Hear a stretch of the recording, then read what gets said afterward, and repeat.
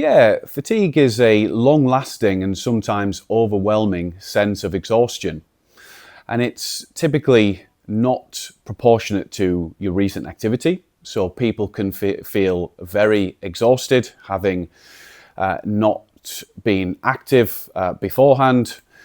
So it's disproportionate to recent activity and typically isn't relieved by rest or relaxation. That differs to tiredness, which is typically a temporary sense of low energy or sleepiness that you can usually pinpoint why that's happened. So it's usually proportionate to something prior to it. So either a lot of activity, a lot of work stress, or a lack of sleep, for example. And usually tiredness is relieved by some sort of rest or relaxation. Fatigue, on the other hand, isn't. So it can last longer, can be quite overwhelming, can be quite frustrating because it's hard sometimes to treat. Fatigue is really multifaceted, and by that I mean it's really difficult to pinpoint what actually causes fatigue sometimes. Typically, what leads to fatigue is a disruption in how the body works.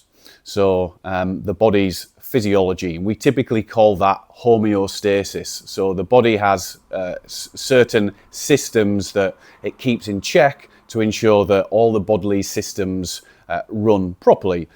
A good example is the body's temperature is typically set to just over 37 degrees.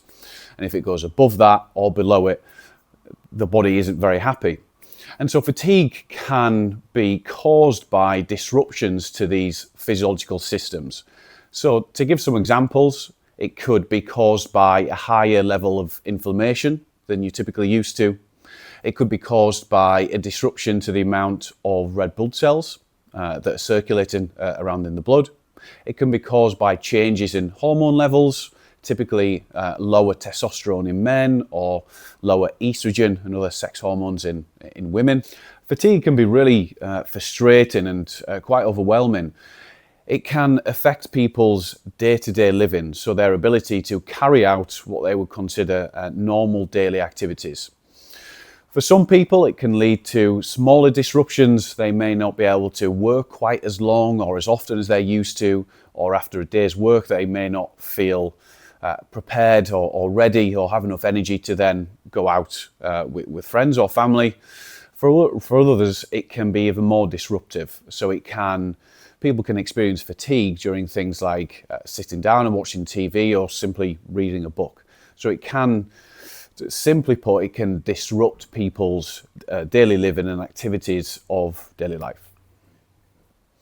Well, cancer-related fatigue, like fatigue in general, is this sometimes persistent and overwhelming sense of cognitive or mental or physical exhaustion that is not proportionate to recent activity and not relieved by rest. So in that sense, cancer-related fatigue is very similar to fatigue.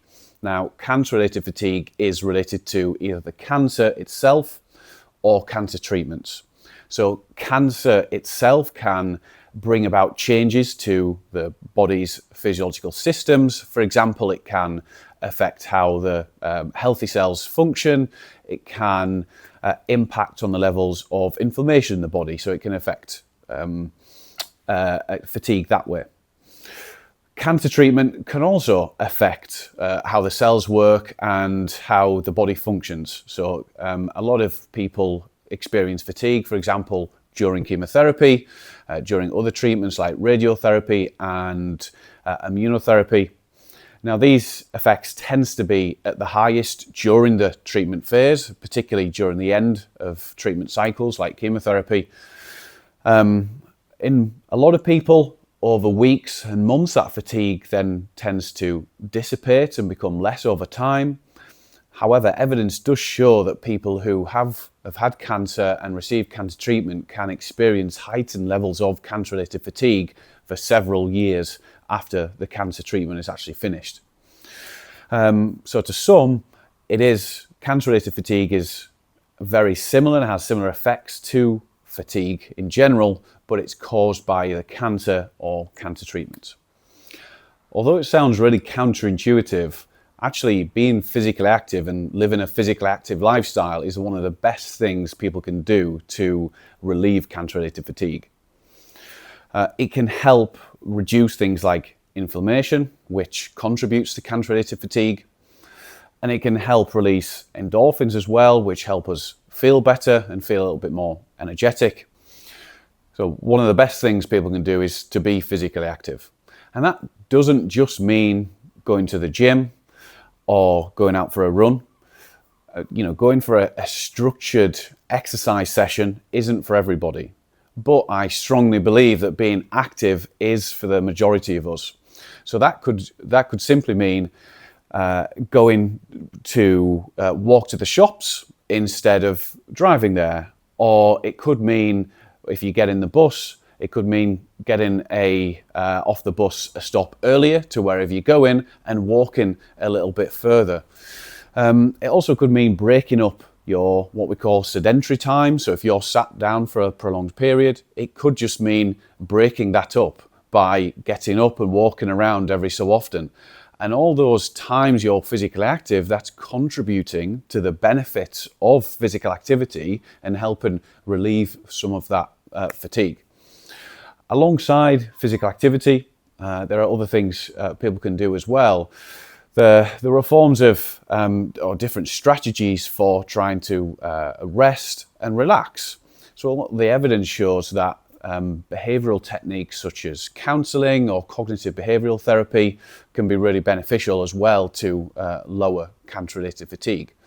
Now, of course, sometimes those strategies aren't always available to everyone, but I think it's mostly around trying to find what helps you rest and relax. And so that might mean taking a slow walk out with the dog. It might mean watching a favorite TV show and having your phone turned off for that duration. But it's just trying to find little ways that work for you that help with rest and relaxation.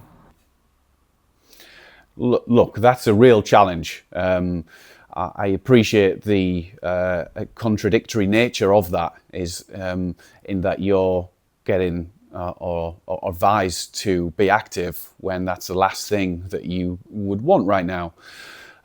One thing to think about is that the benefits of physical activity are really well proven and really strong. So it's highly, highly likely that if you are physically active and you can conjure up some initial motivation to be active, then you are going to reap some of the benefits for having lower levels of fatigue.